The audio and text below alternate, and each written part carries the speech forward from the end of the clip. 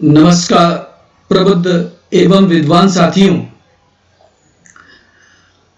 My self Rajesh Chandra Joshi, GIC Chaubel Champawat.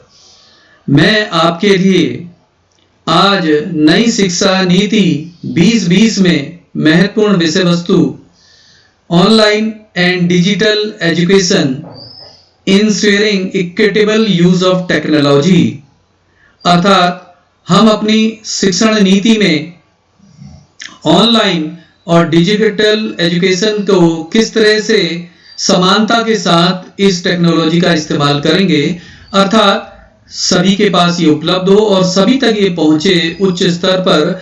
और इसका इस्तेमाल नई शिक्षा नीति में, वर्तमान में नई शिक्षा नीति जो प्रस्तुत की गई है उसमें कई नवीन विचार के साथ प्रस्तुत की जा चुकी है। इस नीति में डिजिटलाइजेशन पर काफी अधिक जोर दिया गया है। अगर हम देखें, इसके निम्न बिंदु इस प्रकार से हैं। डिजिटल शिक्षा पर ध्यान केंद्रित किया गया है। और क्या किया गया है कि भाई समानता के साथ इंश्योरिंग इक्विटेबल, तो ये नहीं कि शहर में ही लोगों को मिले, तो इसकी पहुंच ग्रामीण इलाकों को तक सहज उपलब्ध कराना भी इसका उद्देश्य रखा गया है। अब फिर क्या ध्यान देना है कि डिजिटलाइजेशन की जो उपलब्धता है क्षेत्रीय भाषा में करना संभव बनाना, और इन क्षेत्रीय भाषाओं में उसका ई कोर्सेज या ई कंटेंट भी तैयार करना, कि भाई उसके विषय वस्तु तैयार करना, और उसको एक दीक्षा बनाया गया है जिसमें कि सभी इस तरह से उच्च स्तरीय कंटेंट उपलब्ध रहेंगे और वहां से टीचर या स्टूडेंट्स उनका चयन कर सकता है। और डिजिटल एजुकेशन दिव्यांगों के लिए भी तैयार किया जाएगा, उनके लिए भी, ताकि वे अपना अध्ययन कर सकें। इस नीति 2020 में, शिक्षा नीति 2020 में डिजिटलाइजेशन पर काफी अधिक जोर दिया गया है। इसके निम्न बिंदु इस प्रकार से हैं। वर्चुअल लैब की जो स्थापना की जा रही है और की जाएगी, यह रखा गया है इसमें कि वर्चुअल लैब्स तैयार की जाए। ऑनलाइन असेसमेंट एंड एग्जामिनेशन किया जाएगा और बच्चों का ऑनलाइन असेसमेंट भी किया जाएगा और एग्जामिनेशन भी कंडक्ट किए जा सकते हैं भविष्य में सारे ही ऑनलाइन। तो ये बड़ा बदलाव होगा कि भाई परीक्षा बच्चे ऑनलाइन, और इतनी सुविधा और संसाधन उपलब्ध कराने में काफी मेहनत करनी पड़ेगी। अतः तकनीकी जो शिक्षा का इस्तेमाल किस तरह होगा, टीचिंग, लर्निंग एंड असेसमेंट के लिए होगा, शिक्षा योजनाओं के लिए होगा, डिजिटल भारत के प्रचार प्रसार के लिए होगा, प्रबंधन एवं प्रशासन के लिए होगा, रेगुलेशन थ्रू पब्लिक डिस्क्लोजर से होगा। अब देखते हैं कि भाई शैक्षिक तकनीकी जो एक विषय है शिक्षा का, यह किस तरह से इसको समझता है। आज का युग तकनीकी युग है। तकनीकी आज जीवन के प्रत्येक क्षेत्र को प्रभावित कर रही है। शिक्षा में आज इसका प्रभाव अत्यधिक बढ़ गया है। अब देखिए, विशेषकर अभी हमने देखा कि कोविड-19 जो महामारी के बाद से क्या हो गया, अध्यापकगण भी व्हाट्सएप इस्तेमाल कर रहे हैं, यूट्यूब इस्तेमाल कर रहे हैं, ऑनलाइन शिक्षण के विभिन्न तरीके अपना रहे हैं और कई जगह वे अपना विषय वस्तु तैयार कर रहे हैं, और कोई तो ऑनलाइन भी पढ़ा रहा है कई माध्यमों से। ये सब आज की नितांत आवश्यकता बन गई है। शिक्षा के में तकनीकी का यह प्रयोग सामान्य शैक्षिक तकनीकी के नाम से जाना जाता है। शैक्षिक जो तकनीकी से एक और जहां ज्ञान का विकास हुआ है, वहीं दूसरी ओर स्वयं इसके क्षेत्र का भी विकास हुआ है। यही नहीं कि भाई शिक्षक सीख रहा है और ज्ञान का विकास हो रहा है, नहीं, स्वयं शैक्षिक तकनीकी भी और ज्यादा बढ़िया और एडवांस होती जा रही है। इसके अंतर्गत वे सभी प्रयत्न, आविष्कार एवं अनुसंधान आ जाते हैं जो शिक्षा के किसी भी अंग को सुदृढ़ एवं अधिक प्रभावशाली बनाने से संबंध रखते हैं। अब देख लीजिए, शैक्षिक तकनीक का अनुशासन में, उसके पाठ्यक्रम में जो डिलीवरेंस है टीचर का स्टूडेंट्स के लिए पढ़ाने का तरीका, ये तकनीकी के इस्तेमाल से सभी में परिवर्तन आ जाता है। प्रशासन अनुशासन को वैज्ञानिक एवं प्रभावशाली बनाने से संबंधित प्रयत्न, पाठ्यक्रम, तकनीकी कक्षा शिक्षण तकनीकी, अध्यापक प्रशिक्षण तकनीकी एवं प्रबंध तकनीकी आदि सभी शैक्षिक तकनीकी के अंग हैं। भाई अनुशासन है, जो हम कैमरा लगा हुआ है वहां से निगरानी रखी गई है, तो अनुशासन अपने आप अच्छा बन जाएगा, वैज्ञानिक बन जाएगा, प्रभावशाली बन जाएगा। तो प्रशासन एडमिनिस्ट्रेशन करने में मदद मिल रही है। जो पाठ्यक्रम बनाया गया है उसको हम कैसे डिलीवर करें स्टूडेंट्स के लिए, इसमें तकनीकी परिवर्तन ले आती है। कक्षा शिक्षण तकनीकी में प्रोजेक्टर विधि है या वर्चुअल के तरीके हैं या दूरदर्शन है, कई अंतर आ जाता है समझने और समझने में। आजकल मोबाइल भी एक जरिया बन गया है और आदमी जो उसको विषय वस्तु चाहिए उसको ढूंढ निकालता है। अध्यापन प्रशिक्षण तकनीकी में प्रबंध तकनीकी आदि सभी शैक्षिक तकनीकी के अंग हैं। शैक्षिक तकनीकी जो है, शैक्षिक जो तकनीकी के अंतर्गत निम्नलिखित तकनीकियों को सम्मिलित करते हैं। व्यवहारिक तकनीक जो इस्तेमाल में लाई जाती है।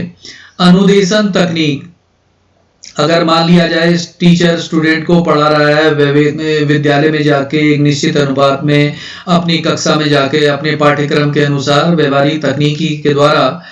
अब अनुदेशन तकनीक मान लिया जाए आजकल जो हम कर रहे हैं भाई, यूट्यूब है, व्हाट्सएप है, अनुदेशन तकनीक का इस्तेमाल कर रहे हैं।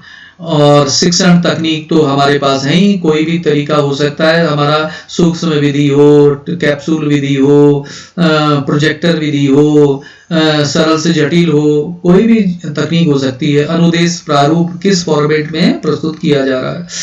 तो अब हम देखते हैं कि हमने देखा कि जो ऑनलाइन और डिजिटल एजुकेशन का भी प्रवेश करने से पूर्व कि हम क्या तरीके हैं, इसमें ऑनलाइन चीजें आती थी जैसे रेडियो, ऑडियो किससे सुनते थे, रेडियो में कोई हम अपने विषय वस्तु सुन लेते थे। टेलीविजन के माध्यम से स्वयं प्रभा चैनल है, रिकॉर्डिंग किसी की हुई है, इन सब से हम सीख सकते थे, आराम से समझ सकते थे चीज को। इसके अलावा विद्यालय कार्य में ग्राफिक एड्स जो थे, चार्ट है, कार्टून है, डायग्राम है, फ्लैश कार्ड है, ग्राफिक है, maps, photography, picture, poster model का इस्तेमाल करते थे या ब्लैक बोर्ड में चित्र ही बना लेते थे। ये सब जो चीजें थी ये इससे बच्चे को सीखने में बड़ी मदद मिला करती थी। डिस्प्ले बोर्ड में, ब्लैक बोर्ड में कुछ बना लिया, बुलेटिन बोर्ड्स आते थे उसमें वस्तु को बताया, और इस तरह से flannel boards, magnetic board, pack board के में लिखकर कलरफुल चौक के द्वारा चित्र बनाकर विस्तृत विषय वस्तु को समझाकर हम, लेकिन थोड़ा सा ये था इसमें समय लगता था। आजकल हम उसमें देखें ऑनलाइन में कि चलो ये तो घर से बना के ला सकते हैं, चार्ट कार्टून वगैरह बना के ला सकते हैं, लेकिन ब्लैक बोर्ड में लिखेंगे तब तक काफी समय लेता था। आजकल हम बने बनाई चीजें उपलब्ध करा के उनको विजुअली 3D रूप में भी प्रस्तुत कर सकते हैं। एक्टिविटी एड्स डिमॉन्स्ट्रेशन के द्वारा एक्सपेरिमेंट करके फील्ड ट्रिप ले जाकर दिखाकर वास्तविकता में, ये सब हमारे साधन थे।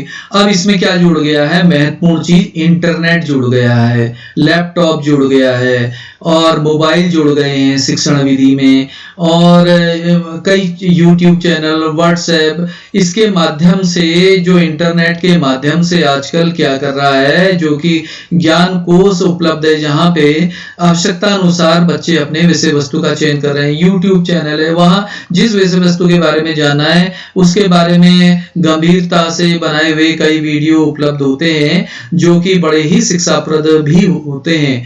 अब इंटरनेट का विस्तार होता जा रहा है। क्या भविष्य में डिजिटलाइजेशन के लिए लैपटॉप, बच्चों को लैपटॉप के माध्यम से या वर्चुअल क्लास, प्रोजेक्टर विधि का ही अधिकाधिक प्रयोग करके पढ़ाया जाएगा, वर्चुअल लैब में भी शिक्षण किया जा सकता है। तो यह श्रव्य दृश्य जो साधन थे इसमें थोड़ा सा डिजिटलाइजेशन और ज्यादा होने की संभावना है। और जैसा अभी मैंने बताया, कभी स्कूलों में रंगीन चार्ट, डायग्राम और मॉडल क्लास की बेहतरीन एजुकेशन को बयां करते हैं कि वहां का एजुकेशन लाजवाब है, लेकिन अब ये क्लास से आउटडेटेड माने जाने लगे अब जिस क्लास में बेहतर टेक्नोलॉजी है उतनी ही बेहतर एजुकेशन का तमगा उसे दिया जाने लगा है। शहर के स्कूलों में इन दिनों तकनीक का चलन काफी बढ़ गया है। फिर भी चाहे पावर पॉइंट प्रेजेंटेशन हो या फिर ऑनलाइन लेक्चर हो, वीडियो ही क्यों ना हो, आज सभी स्कूल किसी ना किसी रूप में तकनीक को अपनी एजुकेशन का हिस्सा बना रहे हैं। कुछ स्कूलों ने तो पूरी एजुकेशन ही डिजिटल कर दी है। क्लास में लैपटॉप और टैबलेट पर पढ़ाई कराने वाले स्कूल भी अब शहर में मौजूद है। इससे इस बात का अंदाजा लगाया जा सकता है कि आने वाला भविष्य तकनीक का ही है। अब ऑनलाइन डिजिटलाइजेशन एजुकेशन में जो समानता के साथ हम प्रस्तुत कर रहे हैं, ये जो हम वर्तमान में कोविड-19 के समय कर रहे हैं या पूर्व में करते रहे हैं या जो भविष्य में करेंगे डिजिटल एजुकेशन के लिए, मैंने एक YouTube में वीडियो देखा था, उस पर आधारित मैंने भी थोड़ा सा इसमें संशोधन करके इसको यहाँ प्रस्तुत किया है।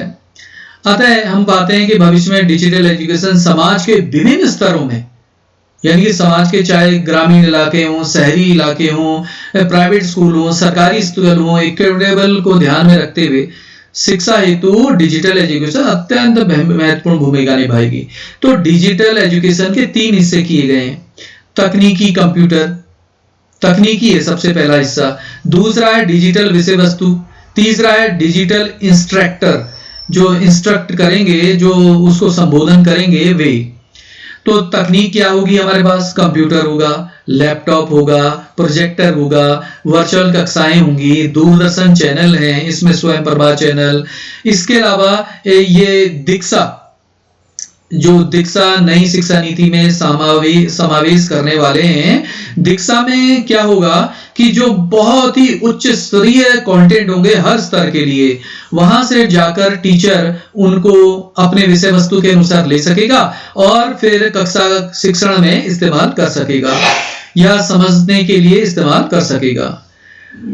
अब क्या है, डिजिटल विषय वस्तु जो है वहां पे क्या क्या चीजें आती हैं? जो विषय वस्तु, जो कंटेंट बनाए जाएंगे पढ़ाने के लिए, कंप्यूटर, लैपटॉप आदि, projector, virtual class, Doordarshan channel का इस्तेमाल तो होगा। उसमें बताया क्या जाएगा, उसके वीडियो के माध्यम से हम बताएंगे।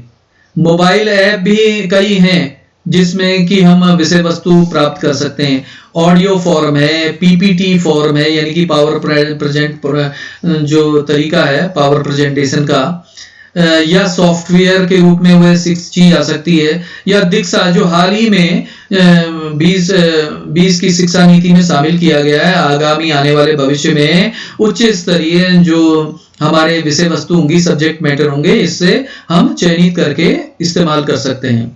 तो इनका संप्रेषण करेगा कौन? इनको चीजों को अगर हमको कोई चीज समझानी है तो डिजिटल इंस्ट्रक्टर जो होंगे हमारे, वे होंगे, कोई भी संस्था अध्यक्ष हो सकता है। जैसे वर्चुअल लैब में हम लोग देखते हैं कि काफी उच्च स्तरीय अधिकारी गण अपना संबोधन करके या जो मंत्री महोदय लोग अपने विषय वस्तु को समझाने का प्रयास करते हैं, जो भी राज्य में या आवश्यकता जहां भी है वहां तक वह अपनी पहुंच बना सकते हैं। संचालक हैं किसी भी संस्था के या राज्य के, और शिक्षक भी इसका इस्तेमाल कर पाएगा इन तकनीकों का, और इस विषय वस्तु को वह